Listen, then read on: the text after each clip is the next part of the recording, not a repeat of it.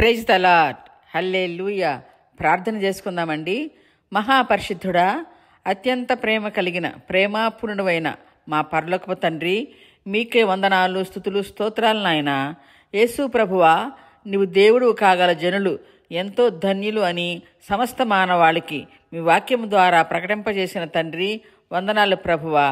ప్రేమమయుడా, పరిశుద్ధ గ్రంథములో రెండూ రాజుల గ్రంథం 5వ అధ్యాయం అంతటిలో వ్రాయబడిన మీ యందు భయభక్తులు విశ్వాసము కలిగిన ఇశ్రాయేలు చిన్నదాని గురించి, కుష్ఠరోగి సిరియా సైన్యాధిపతి అయిన నయమాను గురించి వ్రాయబడిన మాటలను మేము ధ్యానం చేయబోచుండగా, ఆత్మదేవ మమ్మల్ని వాక్యములోకి నడిపించండి. వినగలిగిన చెవులను, అర్థం చేసుకునే మనసును మాకు అనుగ్రహించండి.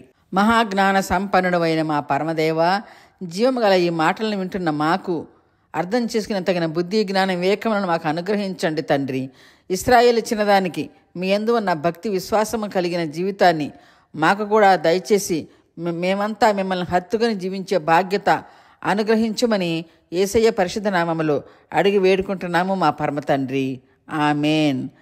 వినుచున్న వారికి అందరికీ ప్రభు యేసు నామములో వందనాలు సమర్పించుకుంటున్నానండి. ఇప్పుడు మనం వాక్యం ధ్యానం చేద్దాము. పరిశుద్ధ గ్రంథము నుండి 5వ అధ్యాయములో 2 నుండి 4 వరకు ఇశ్రాయేలు చిన్నదాని గురించి పరిశుద్ధాత్మ దేవుడు వ్రాయించిన మాటలను మనం శ్రద్ధగా ధ్యానం చేద్దామండి. ఇశ్రాయేలు చిన్నదాని పేరు వ్రాయబడి ఉండలేదు, కానీ ఈమెను ఇశ్రాయేలు కుమార్తె అని కూడా పిలిచారు. ఈమె ఇశ్రాయేలు వారి కుటుంబానికి చెందినది. సిరియాకు బానిసగా వచ్చినప్పుడు ఈ చిన్నదాని వయస్సు 7 నుండి 9 వరకు ఉండవచ్చు అని చరిత్ర చెప్తుంది. ఈమె చిన్నతనము నుండే దేవుని యందు భక్తి విశ్వాసము కలిగిన చిన్నదిగా ఉంది. ఎలాగంటే, పూర్వంలోని ఆనాటి యూదా ఇశ్రాయేలు వారు వారి పిల్లలను దేవుని ఆజ్ఞ ప్రకారం దేవుడు మోషే చేత వారికి వ్రాయించిన ధర్మశాస్త్రము అనే 5 కాండాలను క్షుణ్ణంగా నేర్పించేవారు. కనుక ఇశ్రాయేలు చిన్నది ప్రభు అయిన యెహోవా యందు మిక్కిలి భయభక్తులు కలిగి దేవుని యందు మిక్కిలిగా నమ్మకము విశ్వాసము కలిగిన వారుగా ఉన్నారు. ఎలాగంటే, ద్వితీయోపదేశ కాండము 6వ అధ్యాయం 4-9లో వ్రాయబడిన విధంగా, ఇశ్రాయేలు వినుము, మన దేవుడైన యెహోవా అద్వితీయుడగు తండ్రి. నీ పూర్ణ ఆత్మతో, నీ పూర్ణ హృదయముతో, నీ పూర్ణ శక్తితో నీ దేవుడైన యెహోవాను ప్రేమించవలను. నేను మీకు ఆజ్ఞాపించిన ఈ మాటలను నీ హృదయంలో ఉంచుకొనవలను. మీరు మీ బిడ్డలకు అభ్యసింపచేసి మీ ఇంట కూర్చున్నప్పుడు, త్రోవలో నడుచున్నప్పుడు, మీరు పండుకొనినప్పుడు నేను మీకు ఆజ్ఞాపించిన ఈ మాటలను మీరు మీ పిల్లలతో ముచ్చటించుకొనవలను. ఆ మాటలన్నిటినీ సూచనగా, అంటే గుర్తుగా వాటిని మీ చేతులకు కట్టుకొనండి. అవి మీ కన్నుల నడుమ బాసికముగా ఉండవలను.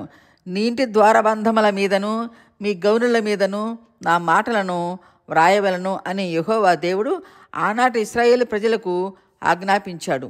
దేవుడు వారిని ఓ ఇశ్రాయేలు అనే పేరుతో సంబోధించటం ఇక్కడ మనం చూస్తామండి.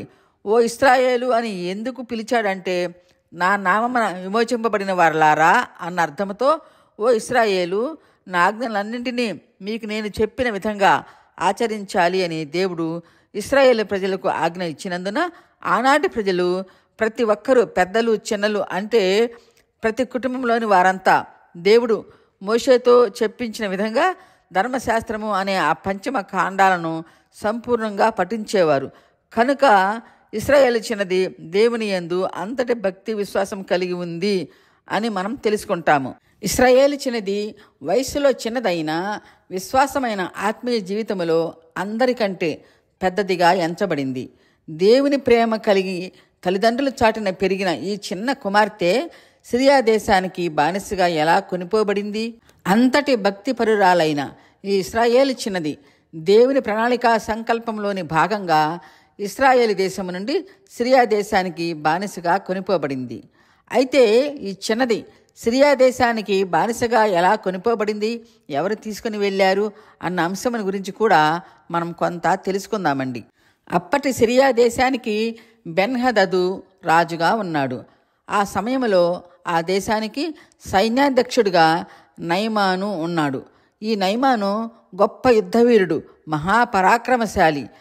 ఈ నయమాను ఏ దేశంపైకి యుద్ధానికి దండెత్తి వెళ్ళినా విజయం పొందుకొని వస్తాడు, కానీ అపజయము అనేది ఎప్పుడూ పొందలేదు.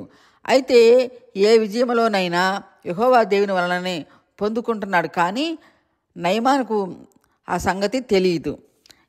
అప్పటి కాలములో యుద్ధములు జరిగే ఒక కాలము సంవత్సరానికి ఒకటి ఉండేది. ఆ కాలములో రాజులందరూ దేశవ్యాప్తంగా యుద్ధాలకు బయలుదేరతారు. ఆ విధంగానే సిరియా సైన్యాధిపతి అయిన నయమాను తన పరివారముతో ఇశ్రాయేల్ దేశంపై దండెత్తి ఆ దేశాన్ని నాశనం చేసి సంపద దోచుకొని అక్కడ మిగిలి ఉన్న కొంతమంది జనులను బానిసలుగా తీసుకొని వెళ్ళాడు. అలాగా తీసుకువెళుతున్న ఆ గుంపులో ఇశ్రాయేలు చిన్నది కూడా ఉంది. ఆ చిన్నది ఆ గుంపులో ఎలా చేరిందో, ఆమె తల్లిదండ్రులు ఎవరో కూడా, వారు బ్రతికి ఉన్నారో లేదో కూడా మనకు తెలియదు. శత్రురాజులు అలాగా బానిసలుగా తీసుకెళ్లిన వారిని వేలంలో అమ్మివేస్తారు. ఆనాటి కాలంలో మనకు పశువుల సంత జరిగినట్లుగా ఆనాటి కాలంలో బానిసల సంత జరిగేది.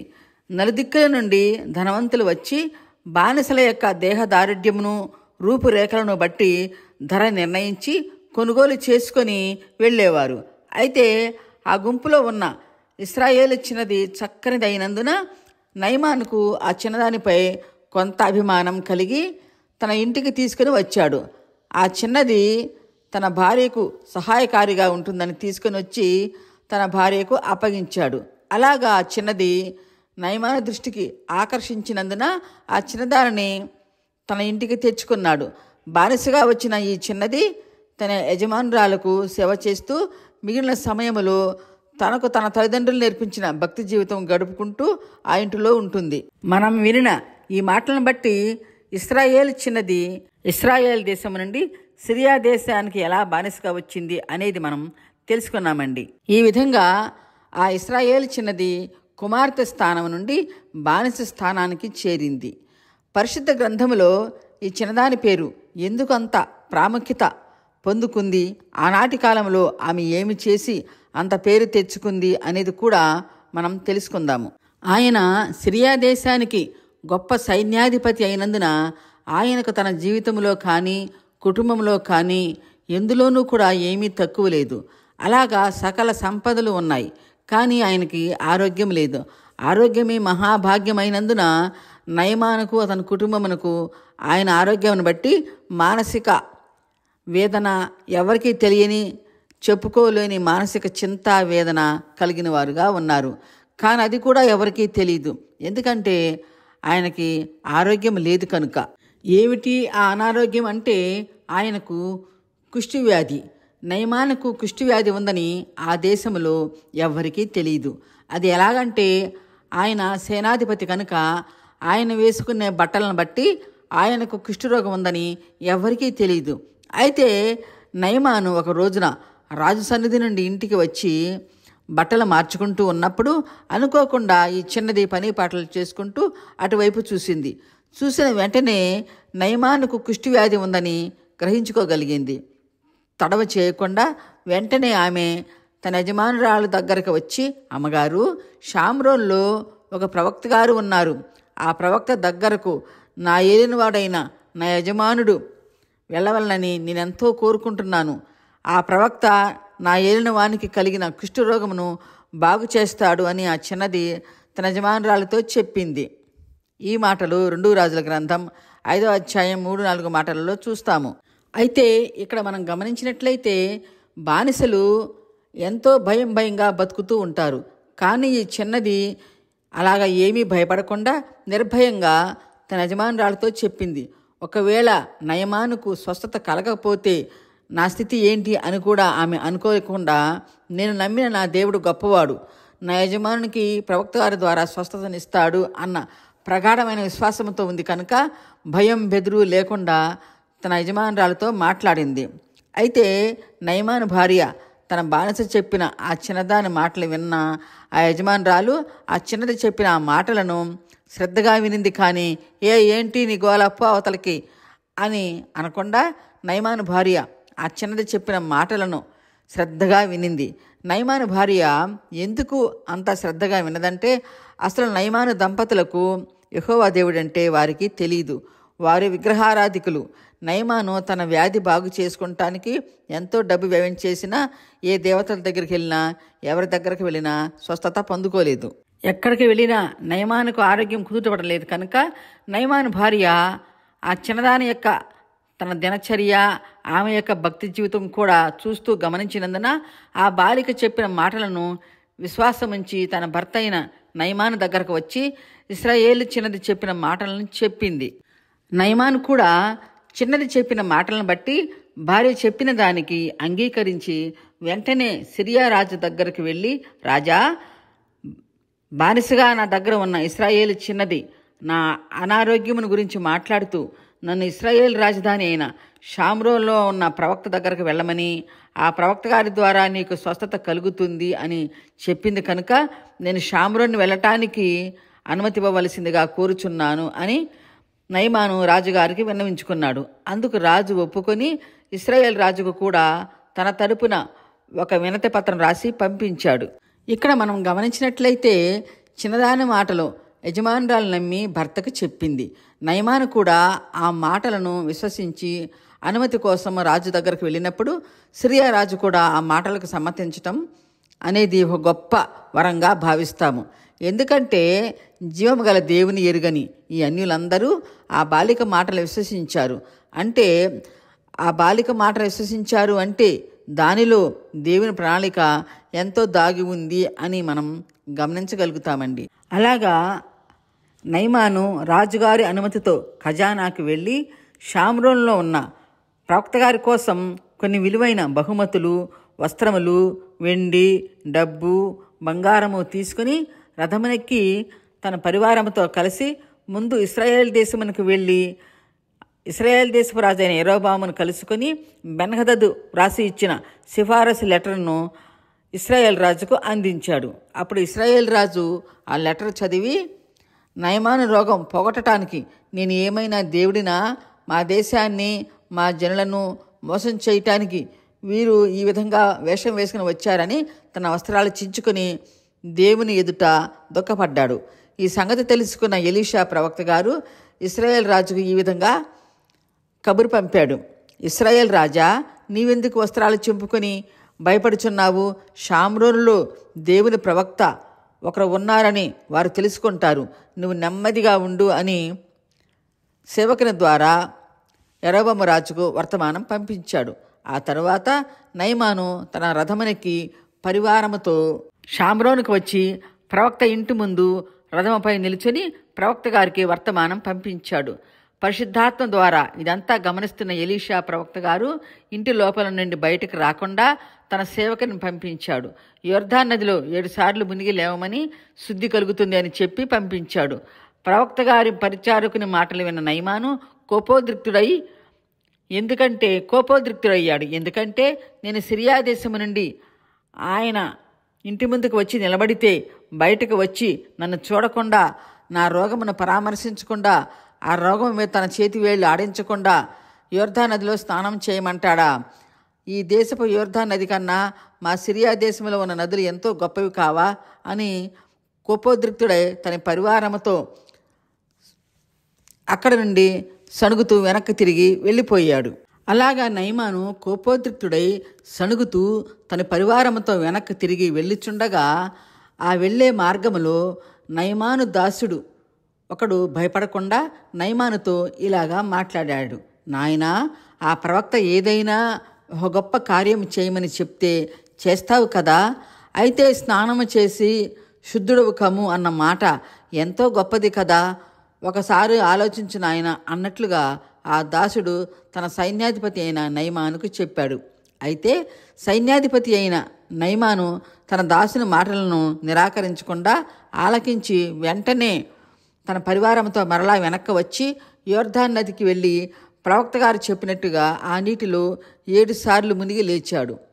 7వ సారి మునిగి లేచినప్పుడు తనకున్న రోగము స్వస్థపరచబడింది అని, సంపూర్ణమైన ఆరోగ్యం కలవాడనయ్యాను అని తెలుసుకున్నాడు. అప్పుడు నయమాను మహా ఆనందభరితుడై తన పరివారంతో కలిసి యొర్దాన్ నది నుండి ఎలీషా ప్రవక్త గారి ఇంటి ముందుకు వచ్చి నిలిచాడు. అప్పుడు ప్రవక్త ఇంటిలో నుండి బయటకు వచ్చాడు. నయమాను ప్రవక్త గారితో మాట్లాడుతూ, చిత్తగించండి, ఇశ్రాయేలులో ఉన్న దేవుడు తప్ప ఈ లోకమంతటిలో మరొక దేవుడు లేడు అని నేను ఇప్పుడు తెలుసుకున్నాను. నీవు నీ దాసుడనైన నా దగ్గర నుండి బహుమానములు తీసుకోవాలి అని ఎలీషాతో చెప్పగా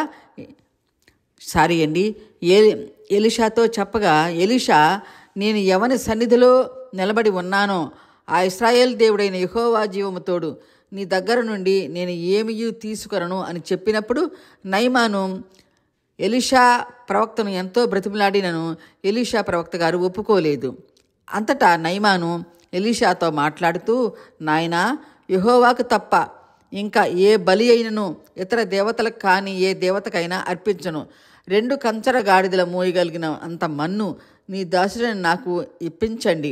అయితే తండ్రి, నా యజమానుడైన రాజు రిమ్మోను అనే దేవత గుడిలో మొక్కుకొనటానికి వచ్చినప్పుడు నా చేతికి ఆనుకొని నా యజమానుడు మొక్కుచున్నప్పుడు నేను నమస్కరించవలసి వస్తే అప్పుడు నేను నమస్కరించిన ఎడల జీవమగల ఆ యెహోవా ప్రభువు ఈ చర్యను బట్టి నన్ను క్షమించునుగాక అని నయమానును ఎలీషా ప్రవక్త గారితో చెప్పినప్పుడు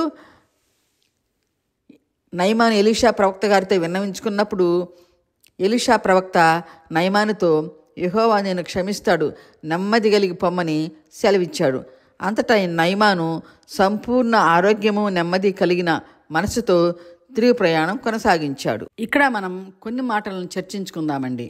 నయమాను మొదటిసారి ప్రవక్త ఇంటి ముందుకు వెళ్ళినప్పుడు ఎలీషా ప్రవక్త గారు బయటకు ఎందుకు రాలేదు, రెండవసారి వచ్చినప్పుడు ఎందుకు వచ్చాడు అనేది కూడా మనం తెలుసుకుందాం. ప్రవక్త గారు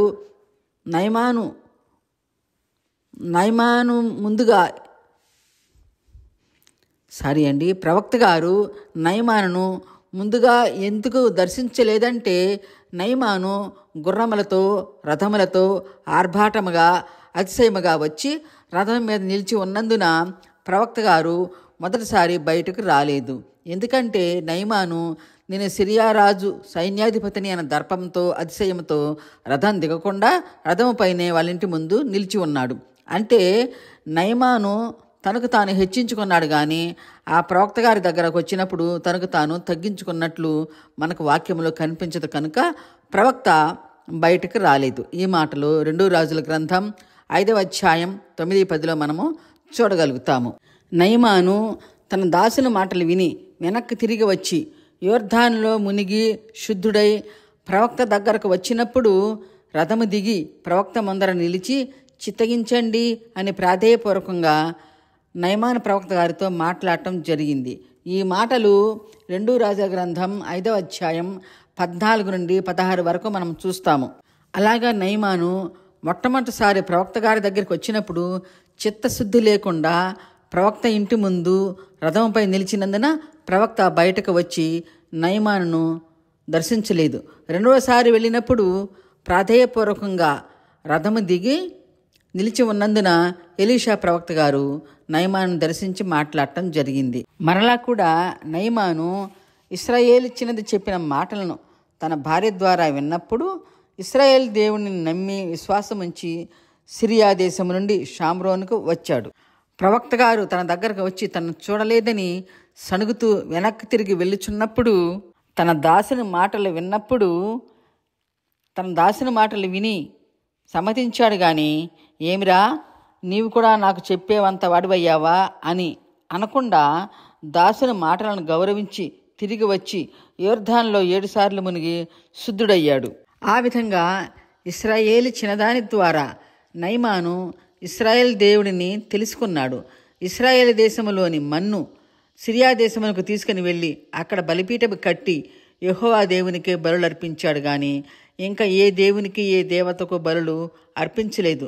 అలాగా ఈ ఇశ్రాయేలు చిన్నది చెప్పిన మాటల ద్వారా నయమాను నిజదేవుడిని తెలుసుకున్నాడు. సిరియాలో మొదటిగా జీవముగల దేవుడిని తెలుసుకున్నవాడు ఈ నయమాను. ఇక్కడ నయమాను భార్యను గురించి కూడా 2 మాటలు సంభాషించుకుందామండి. నయమాను భార్య ఎంతో ఉత్తమరాలుగా ఉందని చూస్తాము. ఆమె కుష్ఠవ్యాధి కలిగిన తన భర్తతోనే కలిసి జీవించింది, కానీ ఎప్పుడు భర్తను తక్కువ చూపు చూసినట్లు మనకు కనిపించదు. ఎలాగంటే నయమాను భార్య తన భర్తకు కుష్ఠరోగం అని ఎవరికీ చెప్పలేదు.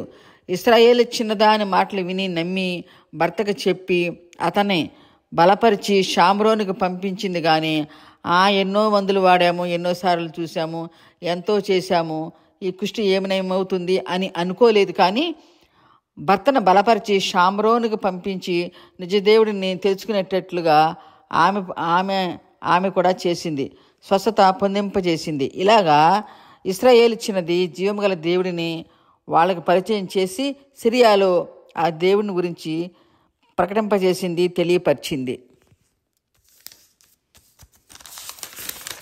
ఇందును బట్టి ఈ ఇశ్రాయేలు చిన్నదాని గురించి పరిశుద్ధాత్మ దేవుడు పరిశుద్ధ గ్రంథంలో వ్రాయించి ఈ సృష్టి ఉన్నంత వరకు ఆమెను గురించి చెప్పుకునే విధంగా వ్రాయించాడు. ఆ విధంగా ఆమె పేరు ప్రఖ్యాతులు ప్రసిద్ధి చెందింది. ఈమె వయసులో చిన్నదైన విశ్వాసంలో పెద్దది. పువ్వు పుట్టగానే పరిమళించును అన్న విధంగా ఈమె చిన్ననాటి నుండి దైవిక సమాజము అనే సంఘములో భక్తిపరుల కుటుంబంలో పెరిగి పెద్దదైనందున సిరియా దేశానికి బానిసగా వచ్చిన దిగులు పడలేదు. కానీ దేవుడు ఉన్నాడు, నన్ను నడిపిస్తాడు అని పూర్వములో ఐగుప్తుకు బానిసగా అమ్మబడిన యోసేపు మాదిరిగా భక్తి కలిగిన జీవితం గడిపింది. ఆ దేవుడు ఈ ఇశ్రాయేలు చిన్నదానిలో ఉన్న గొప్ప లక్షణాలను కూడా మనము చూద్దామండి. ఇశ్రాయేలు చిన్నది ఎంతో నిస్వార్థపరురాలు, అందరినీ ప్రేమించే మంచి మనసు కలిగినది, శత్రునైనా ప్రేమించేటంత క్షమాగుణం కలిగినది. ఎలాగంటే ఈ ఇశ్రాయేలు చిన్నదానికి సహజంగా నయమాన ఇంటి వారిపై కోపం కలిగి ఉండాలి. ఎందుకంటే మా దేశానికి వచ్చి మమ్మల్ని నశింపచేశావు, నా తల్లిదండ్రులను దూరం చేశావు, అందుకే నీకు ఈ గతి పట్టింది అని నయమానును చూసి అనుకోకుండా నా యజమానుడు షామ్రోను ప్రవక్త ద్వారా స్వస్థత పొందుకోవాలి అని ఆరాటపడింది. శత్రువులను మిత్రులుగా భావించింది. నిజదేవుడిని వారికి తెలిసేటట్లు చేసి ఆయనకు రక్షణ భాగ్యం కలిగించిన ఇశ్రాయేలు చిన్నది ఎంతటి ఉత్తమరాలు, ఎంతటి నిస్వార్థపరురాలు, ఎంతటి క్షమాగుణం కలిగినదండి. ఈ చిన్నదాని భక్తి జీవితం మనకందరికీ ఆదర్శం కావాలని, విన్నవారిని ఆ దేవుడు ఆశీర్వదించాలని కోరుకుంటున్నానండి. హల్లెలూయా, ఆమెన్. తర్వాత భాగంగా మనం ఒక్కొక్క ముఖ్యమైన మెసేజ్ని కూడా మనం విందామండి. ఆనాటి కాలంలో ఇశ్రాయేలు చిన్నదాని ద్వారా సిరియా దేశంలో ఎలా దేవుని గురించి సువార్త ప్రకటించబడిందో అలాగే ఈనాటి కొరియా దేశంలో కూడా ఒక కొరియా చిన్నదాని ద్వారా నిజదేవుని సువార్త ప్రకటించబడింది. అది తర్వాత భాగంగా మనం దాని గురించి తెలుసుకుందాము. వినుట వలన విశ్వాసము కలుగుతుంది అన్నట్లుగా మనం విన్న ఈ మాటలను బట్టి విశ్వాసము కలిగి దేవుని హత్తుకుని జీవించి ఇశ్రాయేలు చిన్నదానిలాగా అందరికీ వాక్యము చెప్పి రక్షణలోకి నడిపిద్దామండి. హల్లెలూయా, ఆమెన్.